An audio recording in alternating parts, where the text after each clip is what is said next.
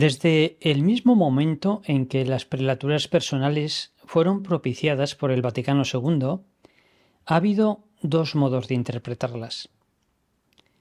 Uno, como una estructura pastoral de orden personal, integrada por sacerdotes y laicos bajo la dirección de un prelado y de ámbito limitado o universal. Y dos, como una asociación de sacerdotes en torno a un prelado para servir con su ministerio en un territorio en la que los laicos podrían colaborar pero de modo externo. El Opus Dei solicitó ser erigido en prelatura personal de la primera manera. Y tanto el Papa como la Congregación de Obispos, el 28 de noviembre de 1982, hicieron oficial esta interpretación. 2 meses después, el 25 de enero de 1983, San Juan Pablo II promulgó el nuevo Código de Derecho Canónico. En el último momento se introdujeron 2 cambios en su redacción. Las prelaturas personales pasaron del libro segundo, el pueblo de Dios, título segundo, la constitución jerárquica de la Iglesia, sección segunda, iglesias particulares y prelaturas personales, al título primero, de los fieles cristianos, sección cuarta, prelaturas personales. Además, en el canon 296, que regula la relación de los laicos con las prelaturas personales, se sustituyó la palabra incorporación por cooperación orgánica. Ambas modificaciones se dirigían a evitar la identificación entre prelaturas personales e iglesias particulares. Confusión imposible en el caso de la obra, puesto que sus miembros continúan dependiendo de su obispo igual que los demás fieles de la diócesis. Sus compromisos espirituales, formativos y evangelizadores con la prelatura complementan, no sustituyen, los que tienen con el ordinario del lugar. Tanto Juan Pablo II como el cardenal Bayo, prefecto de la Congregación de Obispos, aseguraron a don Álvaro que esos cambios no modificaban la naturaleza de las prelaturas personales. Y así se confirmó solemnemente un par de meses después en la ceremonia de inauguración y entrega oficial de la bula Ut-Sit, el 19 de marzo de 1993, en la Basílica de San Eugenio en Roma.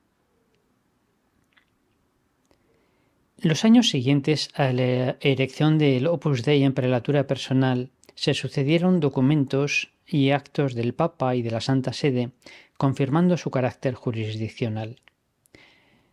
Por citar solo algunos, Juan Pablo II confirió la ordenación episcopal tanto a don Álvaro como a su sucesor, don Javier Echevarría.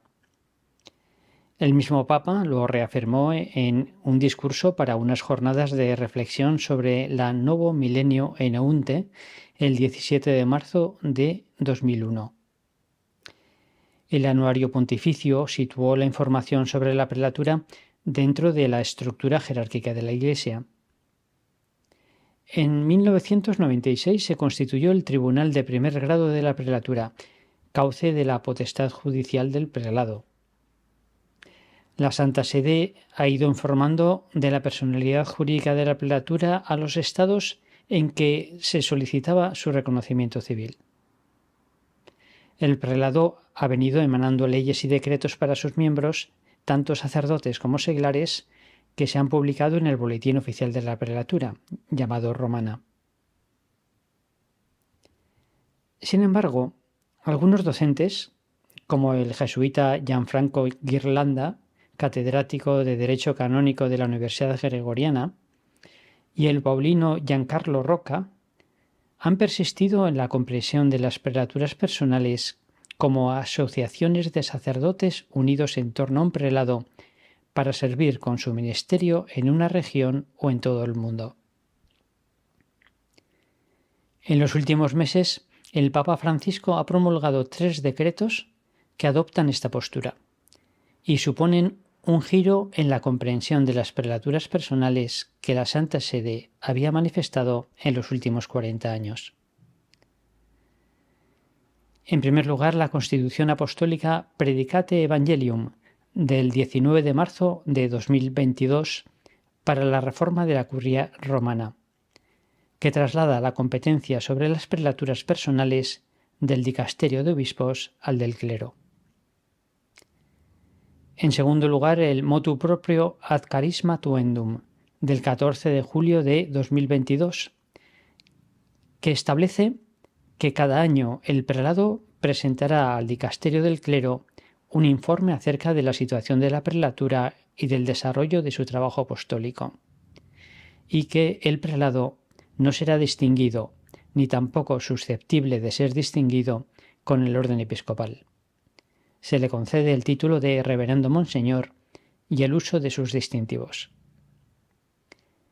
Y tercero, el motu proprio para la reforma de las prelaturas personales de 8 de agosto de 2023, que introduce los siguientes cambios en los cánones 295 y 296.